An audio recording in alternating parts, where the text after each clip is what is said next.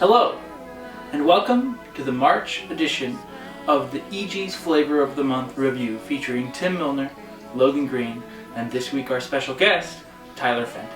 Due to forces beyond our control, the beginning of this video has simply been lost. Fear not, because the review of the Ghost Pepper Chicken Sandwich, the Lucky Lime Eegee, and the fabulous Snickerdoodle Cookie will continue with regularly scheduled programming right now.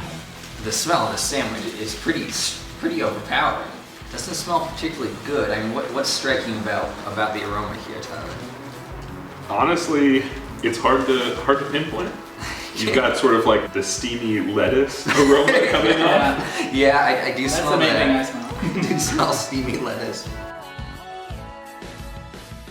The vehicle for the Ghost Pepper is a Ghost Pepper Ranch. I'm getting the heat from bite one. There's a little bit there. A building heat, but not overpowering. No, it's definitely not too intense. I don't know if it's something that if I would eat this and be like, oh, that heat is specifically Ghost Pepper, or if it's just kind of like generic spiciness. So Ghost Pepper is, at least per my research, the hottest chili you can grow and buy. It ranks generally around 1 million Scoville units, which is the ranking for assigning heat to chilies. This is not registering at 1 million Scoville units. This isn't that much different than like if there were a few, in terms of how the heat feels, if there were like a few jalapenos on this sandwich. Yeah. Not that much different.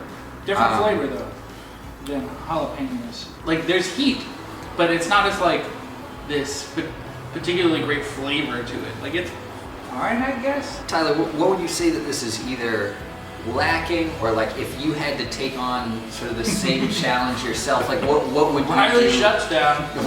This is the only opportunity for you as a chef. Wait, what would you do to change this sandwich?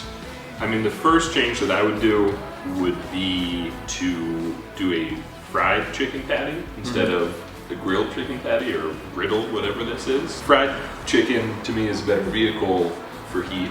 Yeah, totally get that. You think like Nashville hot chicken, things like that. Exactly. Yeah, I'm with you there. Even though I wasn't particularly excited by this sandwich, I thought it was fine. It's was not a fine. bad sandwich. No, it's not bad at all. It's enjoyable. It was all right. I don't think I would get it again.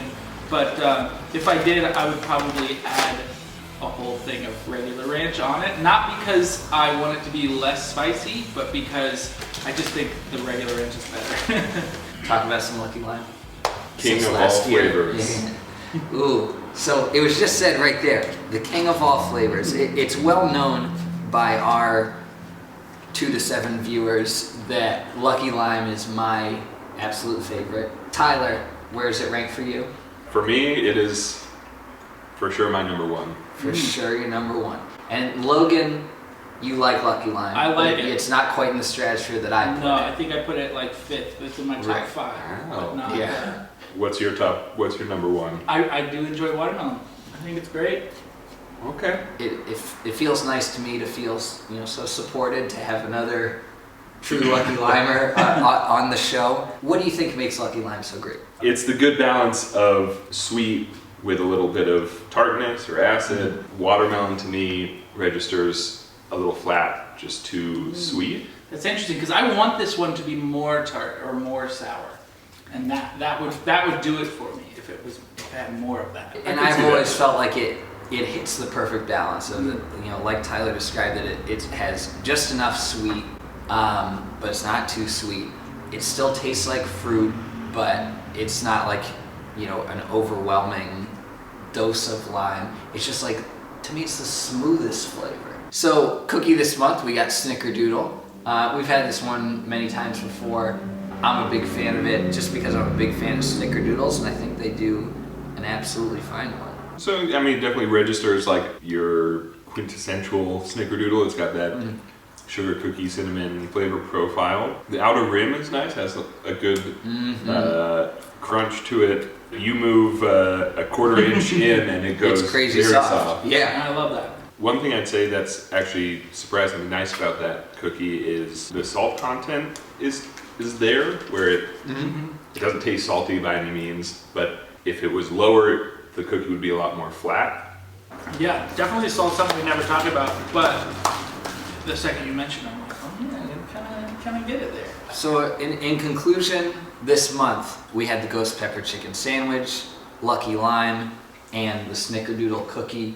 And I think that we're all pretty much on the same page with the ghost pepper chicken sandwich. That definitely cool that they're sort of trying something new there. Mm-hmm. It wasn't bad. It's just a little bit lacking. Lucky Lime, my favorite. Tyler's favorite. It's a great one. Top 5. Top 5. And the Snickerdoodle again. I enjoy the Snickerdoodle. We don't rank it quite near our top cookies, but it's a good cookie. I mean, it's a really great foundation for these other cookies. It's a great foundation for some of their other cookies, yeah. Yeah. In conclusion this month, thank you, Tyler, so much for being with us.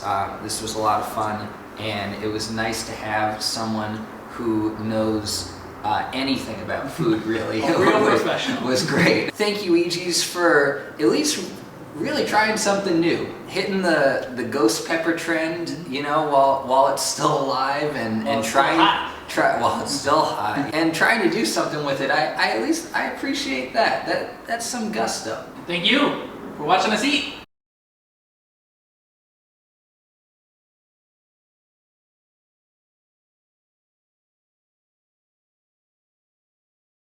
Thank you guys for having me. Woo! It was fun.